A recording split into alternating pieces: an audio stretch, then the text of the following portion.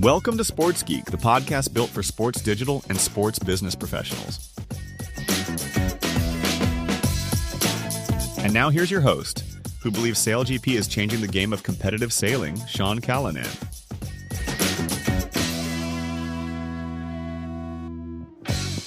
G'day, I'm Sean Callanan and welcome to episode 423 of Sports Geek. In this CEO series interview, I chat with Mike Buckley. He's the co-owner and CEO of the United States SailGP Team.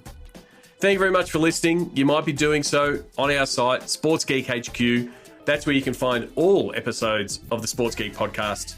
You can also find our throwback episodes that come out weekly with short snippets from the Sports Geek archive, or our daily episodes, the Sports Geek Rapid Rundown, our AI-powered sports business news podcast. I really do appreciate you listening and really do appreciate your attention. You can also check out these interviews over on our Sports Geek YouTube channel. We've only started this year. I would really appreciate if you would subscribe. As always, you can contact me at Sean Callanan on most socials and look for Sports Geek across all social media and your podcast players, whether it be Apple Podcasts, Spotify, and my favorite, Pocket Casts. As always, if I can help you, please reach out. I love working with podcast guests and listeners. You can contact me, Sean, at sportsgeekhq.com, and on socials at Sean Callanan or at SportsGeek. As I always say, now is the best time to reach out. Please enjoy my chat with Mike. We chatted about a week before the US Grand Prix happened in New York. I hope you enjoy it as much as I did.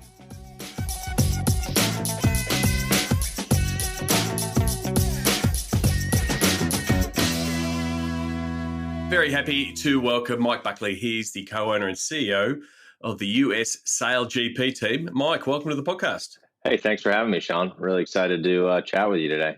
Not a problem at all. I always start by asking people how they got their start in the world of sports business. I'll ask you the same thing. How'd you get your start in the world of sport and sports business, but also sailing? Yeah, I think on the sailing side, I kind of got into it probably not the normal way growing up in it. I got to go to boarding school with what I thought was going to be, maybe the start of my, hockey or football career, and turned out I wasn't very good at either of those. And that school, Tabor Academy, had an amazing sailing team. And I kind of saw the kids that did it, and they walked around and talked about how great it was, and it made me want to try it. And after my freshman year of high school, I signed up for some rec sailing classes and really fell in love with it. And it's given me, gave me an education, and it's shown me the world. And as I got older in my, kind of professional competing career, I wanted to take a step into, the management side, the ownership side. It's really hard to scale yourself as an athlete. And that's a scary thing as you get older in your career. And, I watched some of these other athletes, really famous athletes like LeBron James and all the different businesses he's created, and, what he's doing off the court in the communities and his, world of business. And, SailGP was being built kind of, on the side, and became, undeniable not to pay attention to. And I guess kind of a lot of my dreams came true November 2023 when Ryan and I acquired the team. So to go a little bit back before that, pre-SailGP, you were sailing and sort of working your way, I guess, up the ranks and sailing around the world. How do you sustain that? How do you become an athlete in that space and support what you want to do? Yeah, I think like anything else, it's a grind, right? If you want to get to the top of whatever it is, you're doing, you got to be all in. And I spent, 15 years traveling the world, sailing 200 to 250, maybe some years, almost 300 days a year. And it's a grind. And, you're never satisfied with your results. And whether you win or whether you get your butt kicked, you always want to get back to it the next day and try to improve. And I've always enjoyed working, and I love competing, and sailing's been my outlet to do that. I feel very, very fortunate to have been part of a lot of really great teams and met a lot of fantastic people along the way, people that I would have never crossed paths with, never been in a room with if it wasn't for the sport of sailing. But this is kind of a turn in my career, and to be around the very best sailors in the world in SailGP, and a lot of great minds, and to be able to buy a thing from Larry Ellison is something I'll never forget as long as I live. So talking about that thing, SailGP, for those who don't know, founded in 2019. I mean, my experience, knowledge of sailing comes from way back when America's Cup as an Australian, and Australia 2, the Wing Keel. And for those who don't know that, that backstory and the history of sailing, check it out. Untold is a really good doco on Netflix. It sort of tells that, and I remember that as a young kid. Our Prime Minister actually told everyone to take the day off when Australia. So like there's real connection to the sport. But explain, how do you go about explaining to people who might be in sailing or not even in sailing or in the world of sport what SailGP is? Yeah, it's funny you bring that up. I did some media yesterday with Barstool, and they brought up the same thing, right? And where the America's Cup was in the 80s, and it was mainstream, right? What Dennis Conner did for the sport of sailing has really never been seen before, and he brought a whole country here in America together around a small little sport like sailing. What the America's Cup kind of has lacked is consistency, right? What's really unique and beautiful about the America's Cup is when you win, you control all the rules for the next one. That makes it really hard to be a challenger, and because you don't know what's going on, right? It makes it really hard to go out and find sponsors. Only a few teams have been successful with that, right? Grant Dalton and Team New Zealand have been very successful, but a lot of the other teams struggle to get sponsorship, because when you walk into a CMO's office, first thing they say to you is, "Oh, where's the race going to be?" And when you respond, "I don't know," they look at you like you have 10 heads. Then they ask you, "When's the race going to be?" And you say, "Well, I don't know that either." And then they look at you and say, "Well, how did you get this meeting with me?" And I think, Larry Ellison and Russell Coutts went through that very successfully. And I think, they saw that the writing was on the wall, that we needed to make our sport, to get to the next level, it needs to be commercially sustainable. It needs to be always on, like every other sports league in the world. In 2019, they brought that to fruition. And, now when you're able to walk into a CMO's office, they might not say yes to you right away to a sponsorship deal, but at least you can say, we have 14 races around the world, from Abu Dhabi to New York City to Sydney, Auckland, and all over Europe. Here's where it's going to be. Here are the teams. You at least have a chance, right? And SailGP brings sailing closer to the fans. It also brings the fans closer to sailing, right? Which is a win for all of us. And who doesn't like to go to a waterfront city anywhere in the world? And be around the ocean, the sun, hopefully some nice wind, good temps, and see foiling catamarans ripping around at 60 miles an hour.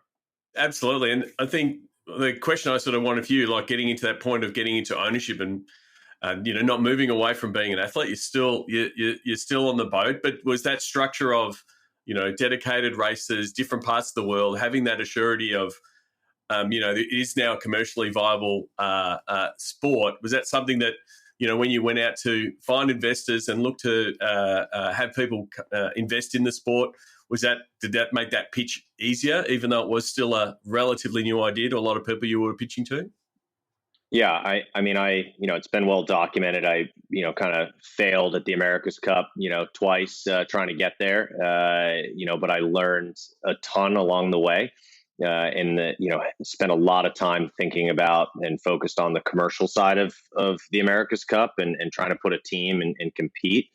And, it's been a 180 with what we have, at the US SailGP team and SailGP as a whole, right? I just spoke to James Vowles, the principal of Williams, and we kind of talked about the introduction of the salary cap or the spend cap rather in Formula One. Well, we have the same thing in SailGP. And what that created was investable businesses, both for teams in Formula One and SailGP teams. When you can just dump as much money as humanly possible at something, someday the person who controls that spend wakes up and says, what the heck are we doing? We've spent how much? I'm not interested in this anymore. And so it's unique in sport to have a spend cap. We went about it very differently in the America's Cup, which I love and have an enormous amount of respect for. It's very much focused on patronage for most of the teams. A wealthy individual who loves sailing and wants to put some money behind it and go try to win.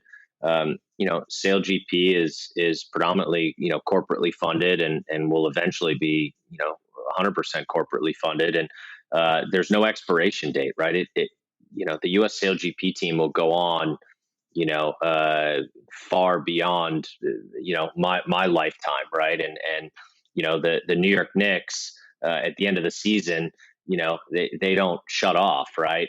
They will start playing at the end, at the beginning of next season, and that's what SailGP's brought. And I think you see that from the proof is kind of in the pudding, I guess they say, with our investor group, right? We were able to bring private equity in on our transaction.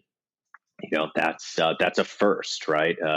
Because it's an investable business, and what's unique about it is that you have a $10 million spend cap, and we know that we can get there with sponsorship, and so everything above that 10 million comes back to the investors and the owners, and we also like that there's an enormous amount of fan engagement, and there's a rev share on TV broadcast, and currently that rev is zero, and so we like that gap is opportunity, and as soon as some of those TV deals start to get renewed, and they with our fan engagement on TV, all of a sudden there's going to be real revenue, and so investors like that as well. And from that investor base, there's always that take of there's good money, and then there's and what comes with that money.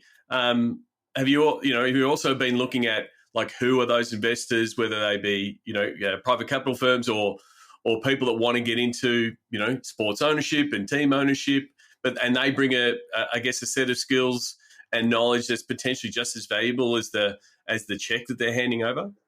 Yeah, I'll tell you what. I went into a meeting 6 years ago with McKinsey and Company, and when I left, they said to me, "Let's show the world that diversity is a competitive advantage." And I'd never heard it said like that, and I use it every week now. And diversity can mean as many things as you want it to mean. Doesn't need to be politically charged or anything like that, right? And the way that I think about it is, it's a competitive advantage to bring a bunch of people together that think differently, that look differently, that are different, right? That's how you're going to get a good product. It's one thing if you want to put, your best friends in a box and you all think alike, and you all yes each other to death, you're going to have a really average product. But what Ryan and I have been able to assemble, very lucky to be able to do this is, a lot of people that bring different skills, right? Avenue Capital, they own 15 sports properties, right? They've due diligence over 1,000 teams and leagues around the world. So we get the knowledge of, what's market, what's not, what are they doing in NASCAR? What are they doing in soccer? What are they doing in golf?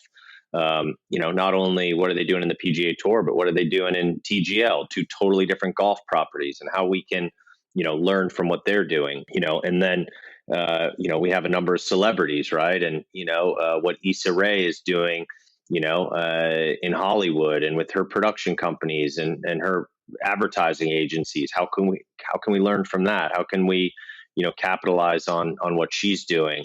We have a phenomenal board with Lindsey Vonn and DJ Khaled, right? I mean, what Lindsey's done on a mountain around the world, she's obviously one of the best of all time at what she does.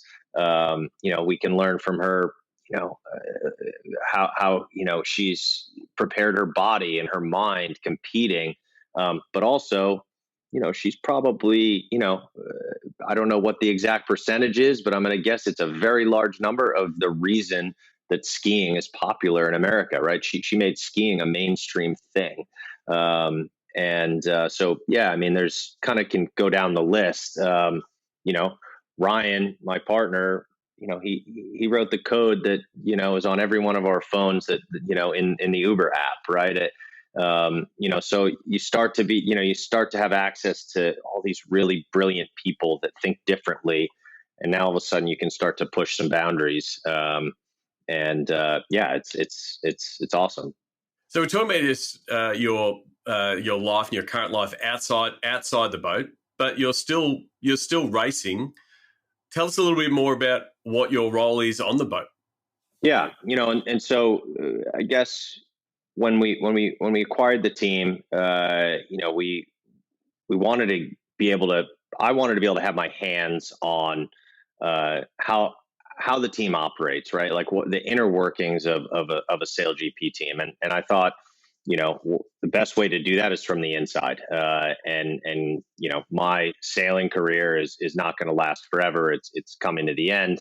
But when I get off the boat, I wanted to be able to, from experience, understand how important the communication is, how important the teamwork is, how important the timing is, the feel and things like that. So that when you're behind, on the pit wall and you've got a headset on, you can essentially be in their shoes and communicate as such. On the boat, I'm the strategist, and what that is, I essentially call the race to the rest of the team, and kind of navigate our F50 through traffic, other F50s, look for the most amount of wind that we can kind of, head towards and hopefully go faster than the other boats. And then in all the maneuvers, there's typically two people required for each role in the maneuver because the boat is so wide.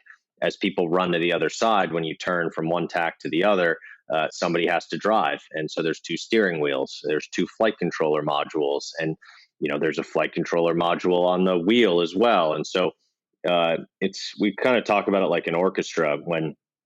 When Taylor and I decide that we're going to turn, there's a call that goes out, stand by or whatever, and that alerts everybody to go to their next thing. I'll run to the other side first. We turn, and then I drive while Taylor runs across. And you kind of verbally and literally hand off your role to kind of your partner in whichever kind of area of the boat. So you'll hear on the comms, I'll say my wheel, and that means I'm driving, and that's Taylor's cue to run across the boat.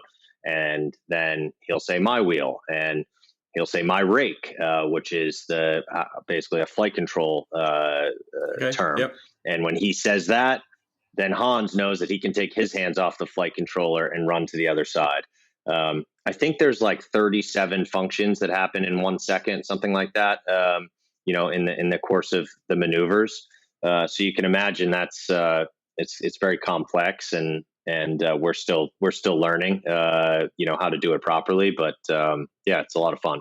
It sounds like it. It must make your race weekends. We're recording this just before a race in New York. It must make your race weekends action-packed, both like in the boat and then also outside the boat, whether it be talking to sponsors and partners and checking in with investors. What does your race weekend look like? My race weekends are probably in kind of big markets, or I don't know, 18 to 20 hours, a day. But it's, I always think about, my mom worked 3 jobs when I was a kid, for most of my life. She never complained. I never heard her complain one time. I never saw her take a day off. I never saw her feel sorry for herself. And she worked a lot of jobs that were, a lot harder and a lot dirtier than what I do. So I kind of always come back to, when you love what you do, it's not work. And it's like, it's a privilege. I get to go and race an F50 during the day.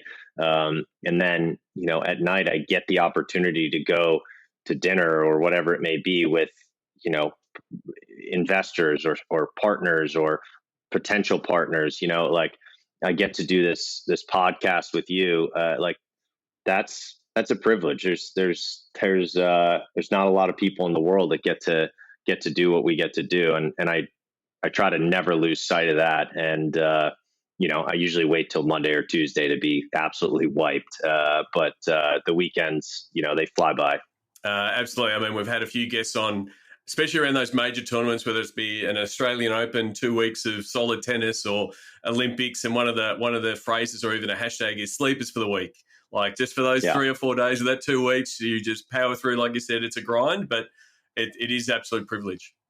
Yeah, I don't, I don't want to come off as like I'm some like crazy tough guy. I'm not any tougher than anyone else, but I don't feel tired at race weeks, right? It's just like the kind of just natural adrenaline is just, it's exciting. Every day's a little bit different, and you're always going to wake up and there's going to be some new problem. I mean, that's the biggest misconception in kind of owning your own business. You get to make your own schedule and this, that, and the other. Like that's about the most untrue statement, ever.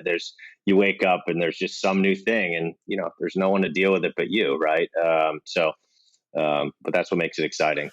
We've already sort of touched on that there are a lot of similarities with Formula One, with SailGP. The speed, the global races, the growing popularity, and you've already mentioned the cost cap and how it's helped make it sustainable in that, and then you don't have that race to the bottom with owners spending more money and making it a hard business.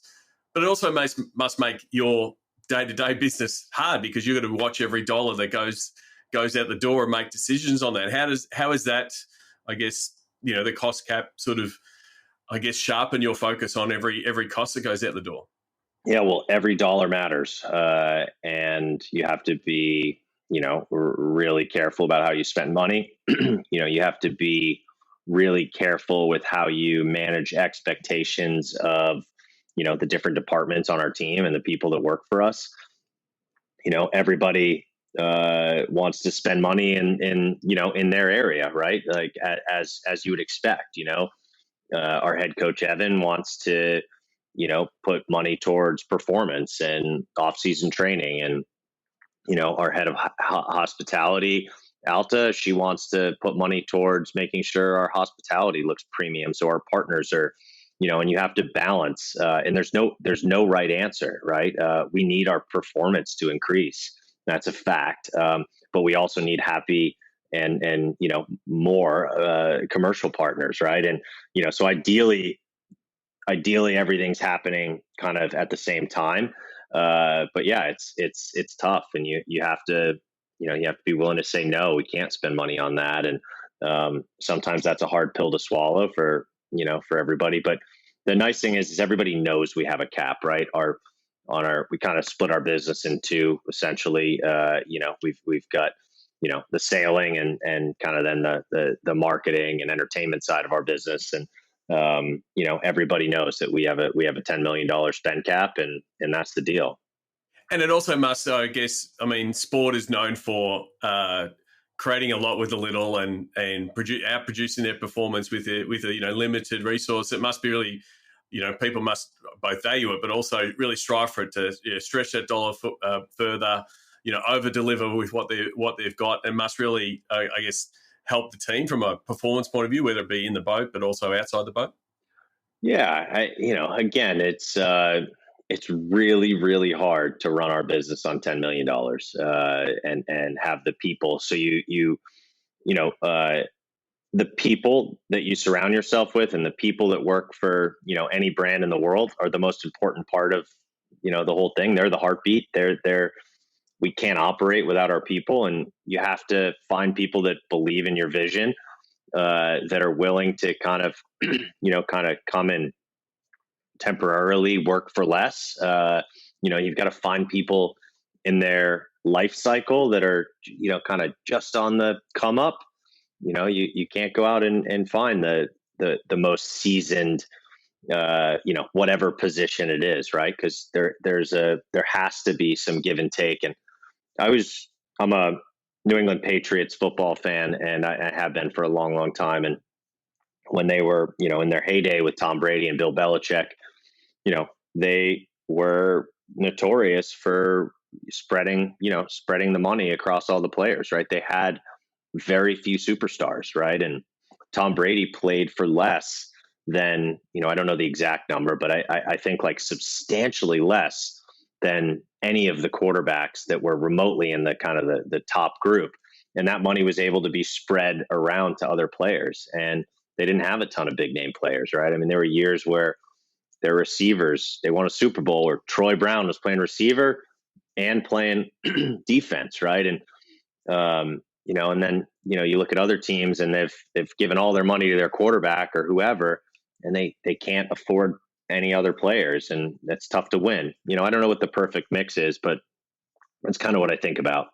But also long term, I mean, success of SailGP and the league overall, and like you said, new revenues coming in, whether they be from broadcast deals and league sponsorships and more interest, then hopefully the cost cap will be adjusted as the league and the sport grows.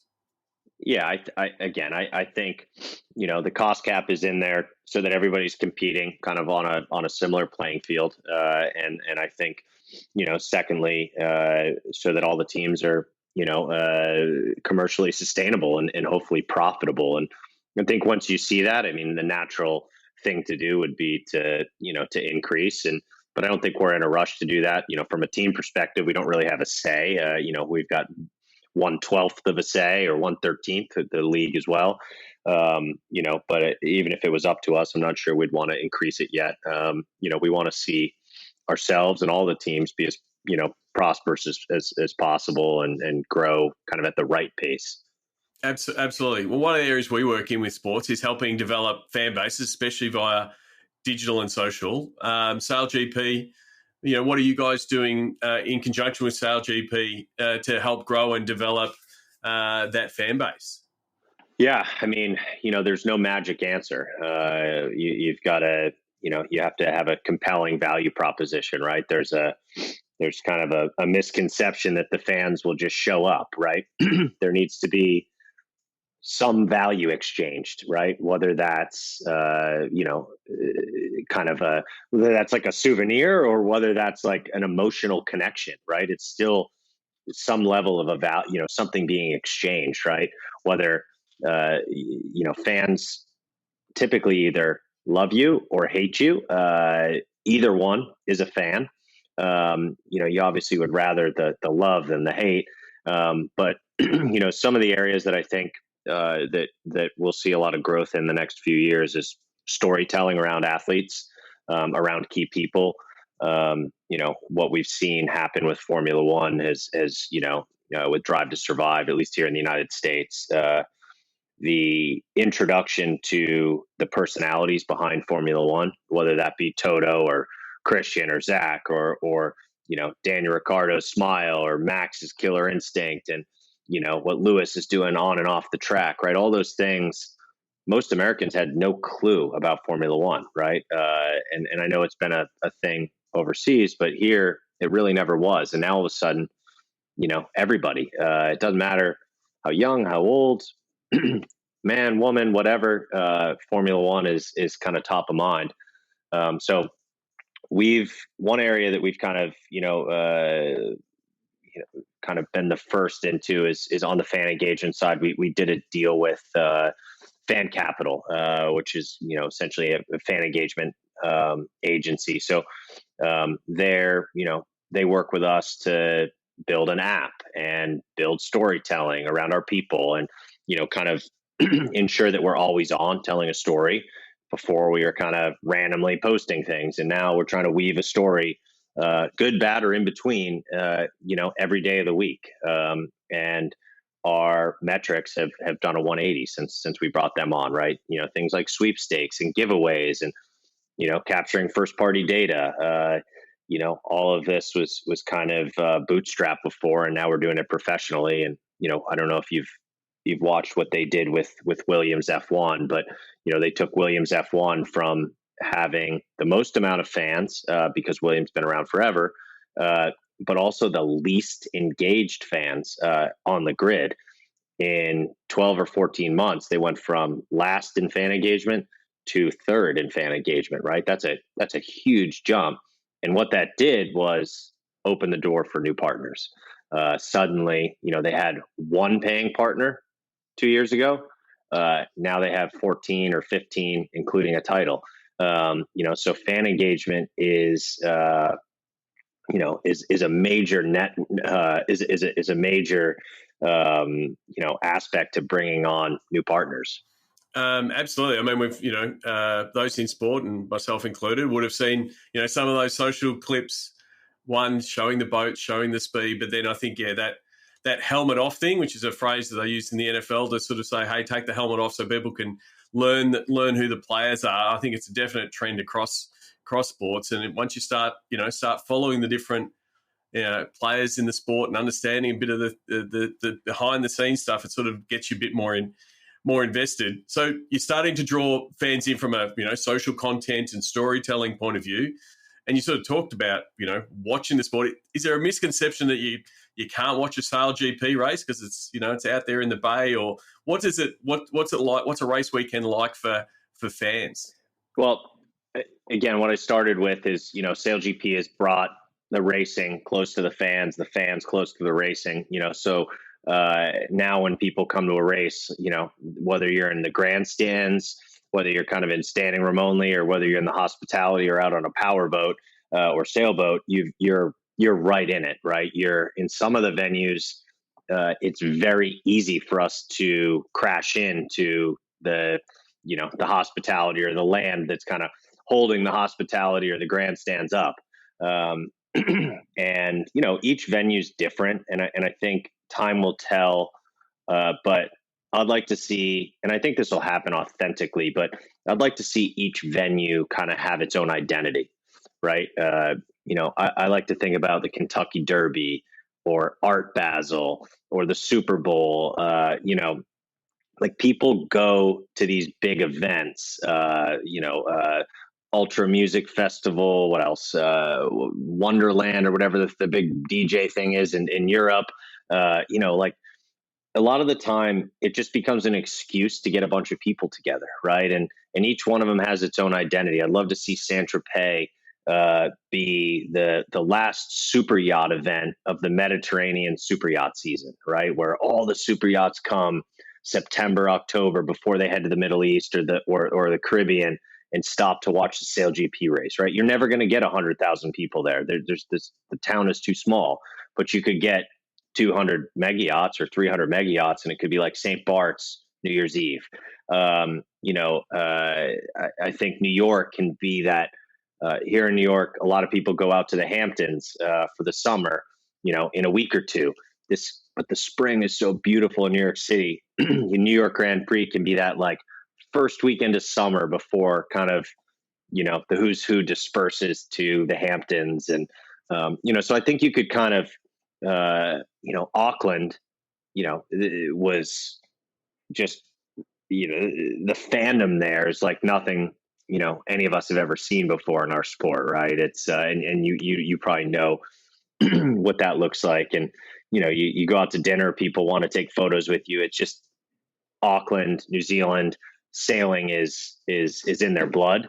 So that should be like a very sailing, racing forward, identity, right? With mass fandom.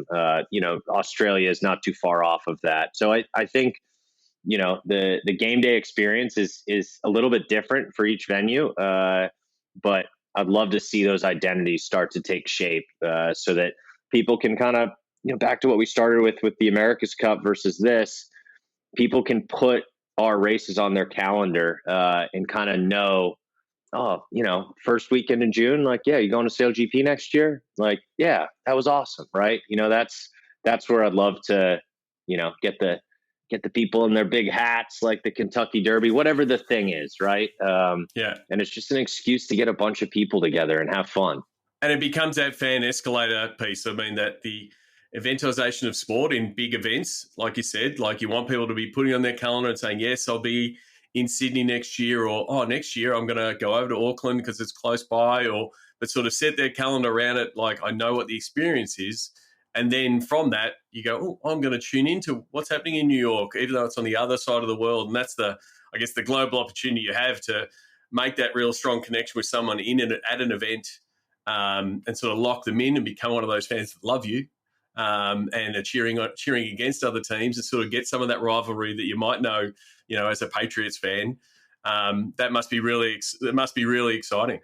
Yeah, no, it is. And right now the rivalries are starting to, pick up in SailGP. And, I think forever, a lot of sailors have kind of been trained, a lot of people outside of SailGP have worked for high net worth individuals racing their boats or America's Cup or whatever it is. And, kind of you're told to just, just kind of lay low, right? Don't make a scene or whatever. And don't rock the boat, maybe. Don't rock the boat, and now we need some more people rocking the boat, right? And you look back to what the legendary America's Cup drivers, they rocked the boat back then, right? Russell rocked the boat, Dennis rocked the boat, right? All these people rocked the boat, and that was a big part of their personalities. And that was before social media, right? That was, but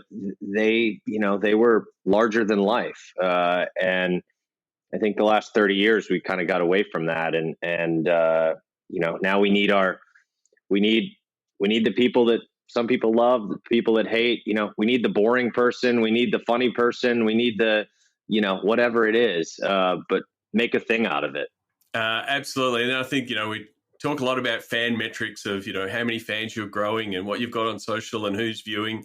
One of the fan metrics I like are sort of the avidity of fandom is, when you come up and you see a fan that's got a tattoo of your team logo on it, which, there's lots of fans with, Pats fans with tattoos, and it's like, it shows their level of fandom. They're at the top of that fan escalator. You've got them for life. So maybe that's another metric you put on the board with, more people coming up and saying, hey, I've got a USA SailGP tattoo. I went to a PBR event at Madison Square Garden. PBR is Professional Bull Riding League, and Avenue Capital owns the New York Mavericks team. And I got to go into the team hotel and hang out with the team and all that. And they had they had an activation they were doing was they were doing live tattoos in the hotel, right? And to what you're saying, right? The fandom in PBR is just unreal, right? So yeah, when people are willing to, take a chance on a lifelong tattoo for you, that's when you know you've made it, I guess. Yeah, I had Stephanie Rogers from the Las Vegas Knights when they were in their early form. They had the same thing, a tattoo activation, which says, "Hey fans, you're going to lock in. Are you with us?" And it's a nice way to sort of get that, not just social proof, actual proof. Maybe we should set up a free tattoo parlor in our New York race. See if we can get any takers. That could be a good fan engagement in itself. Well, I look forward to seeing the photos. Would you go first? I'm still a clean skin. I think I will remain a clean skin. Tattoos are my thing. And there's probably a few other teams that I've been following for most of my life that are probably in front of the queue right now. Fair enough. I want to get to the Sports Geek closing five. Mike, do you remember the first sports event you ever attended? Yeah, probably a Boston Red Sox game. At Fenway, beautiful place to watch a game of baseball. At Fenway, yep. When tickets were like, I don't know, $5-10 for a grandstand seat. Yeah, absolutely. You would have been a lot of different sports events. Do you have a favorite food memory or a go-to food at a sports event? There's nothing like a hot dog at Fenway Park, but nowadays you go to MSG and you can get just about anything. You can have a 5-course meal there, or the Barclays Center. I'm gonna give you two answers. There's nothing like a hot dog at Fenway Park, and there's nothing like a carbone dinner at Barclays Center, watching an NBA or WNBA game. Very good. That's exactly right. The food game definitely has changed over the years. Owning and running a global sports team like US SailGP, you're obviously in constant contact with a bunch of people all the time. What's the first app you open in the morning? First app I open in the morning is my email. Second's probably my Instagram. There you go. It's always a case of, like you said, you're running your own schedule. I was like, no, I don't run my own schedule. I run my business. It just throws stuff at me that I have to tackle every day. Is there someone that you follow? It might be someone in the sailing space, or it might be someone that's currently one of your investors that the listeners should be following, and why? Hard to narrow it down to one person, but I love a comeback story. So I think people should follow what Lindsay's doing on the slopes, coming back, after a knee replacement, getting on the podium at a World Cup event this year. A lot of people doubted her, but the lesson there is doesn't matter what anybody thinks as long as you believe in yourself. So yeah, I think that's going to be a hell of a story to watch coming up to the Olympics. Absolutely. If I quote Rudy Tomjanovich, never doubt the heart of a champion. I think if you're going to be following Lindsey Vonn in that comeback. Lastly, and you can answer this both personally and from a US SailGP, what social media platform is your MVP? I would say, I think we have the largest presence on TikTok on the team side, not too far behind with Instagram. I think for me, my most important platform is probably LinkedIn.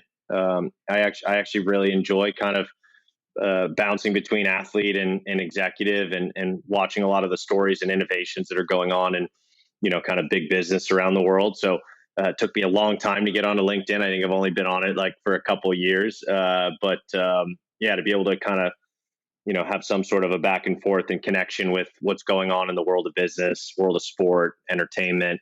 That's something I actually really enjoy. Absolutely. I mean, it is one that I give advice to athletes because, again, when you are an athlete, you do have the opportunity to meet a whole bunch of different people. You actually don't know where those connections will be, 2 years, 5 years, 10 years. And so, we don't use business cards anymore. Like LinkedIn is effectively our business card. So it does become quite valuable to say, yep, let's connect, because you actually don't know how hard someone is following, your story, what you're doing. You might, and I'm sure you've got that experience now where people are reaching out or connecting and saying, hey, Mike, I've been following your story for the last 18 months. I want to talk. You being able to share some of that on your LinkedIn is most likely pretty vital in building out your network. Yeah, it's fun. It's fun. And, I think the biggest message on social media, and sometimes I'm not great at this, but just consistency, right? When people see you, when people see you're consistently posting and telling a story, they're going to interact with you. If you're random, they're probably not. So, but it's not always easy, but, to have, you want to feel like you want to have the right and the best content before you put it out there. But, Gary Vaynerchuk's one of our investors, and he's a social media, expert, star, whatever you want to call it, and he's just consistency, DJ Khaled, same thing, consistency. It kills every time. Yeah. That, and like you said, that being you, because there is that pressure of athletes going, I'm looking at other athletes that are doing amazing jobs or telling this. It's like, no, if you're just you, there's no lies there. You can, you have to be authentic really in everything you do, but anything publicly facing, if you're not authentic, they're going to see right through you. Absolutely. Well, Mike, thank you very much. You mentioned LinkedIn. Is that the best platform? I always ask the listeners to reach out to guests and say thank you if they enjoyed the episode as much as I did. Is LinkedIn the best place for people to reach out and say thanks? Yeah, sure. They can reach out on LinkedIn or Instagram. Instagram's just Buckley, my last name. But either or, yeah, I'd love to hear from you. And Sean, thank you for having me. I really, really enjoyed chatting with you today. We got to get you out to a race sometime soon. Yes, I do. I do want to. Tom Halls, who is one of the Sports Geek alumni, now runs the social for SailGP. So we're trying to make sure that maybe Sydney or Auckland, or if I'm in the same part of the world at some point to catch up. But yeah, I'd love to check out a race in real life. Yeah, would love that. Tom's the man. So yeah, would love to host you. Can't wait to get back down to your neck of the woods, kind of first of the year. Cheers, mate. Awesome. Talk soon. Bye-bye. How are you helping your team perform at a high level? At Sports Geek, we excel in developing under-resourced team over-deliver. Book a time to talk with Sean at sportsgeekhq.com/phone call. Thanks again to Mike Buckley. Please connect with him on LinkedIn and give him a follow on Insta at Buckley as he is on Insta. We will share all the links from this episode in the show notes. Please say thank you if you do connect. Actually, a few days after we recorded this interview, there was some big news in the SailGP world with Ryan Reynolds and Hugh Jackman. Deadpool and Wolverine themselves actually purchased the Australian SailGP team. So really reinforces the points that Mike was making that both the cost cap and the business model around SailGP has made the sport more enticing and more appealing and more investable. So you can find out all the show notes for this at sportsgeekhq.com 423. You can always look up an episode number and find it on the Sports Geek website. Before I wrap up, I will be in Nashville for Seeds at the end of June. I'd love to join you. I'd love you to join me. And if you listen to the podcast, please come up and say hello. And more importantly than that, say that you listen. I love meeting people who listen to the podcast. But sometimes they don't actually say that they listen to the podcast. They're just overly familiar, which I'm also cool with. But I do love connecting with people who listen to the podcast. I'm really looking forward to catching up with a bunch of people that have been on the podcast. The Sports Geek alumni will be out in force. You can register at seedconference.com. You can also listen to the episode 421 by going to sportsgeekhq.com/421 or go to the sportsgeekconference.com website for my interview and preview with Josh Barney, where we previewed Seed. I'm really looking forward to presenting. I'll be presenting my latest iteration of my AI keynote. It is a keynote that needs constant updating because AI keeps changing. It's called The Power of AI.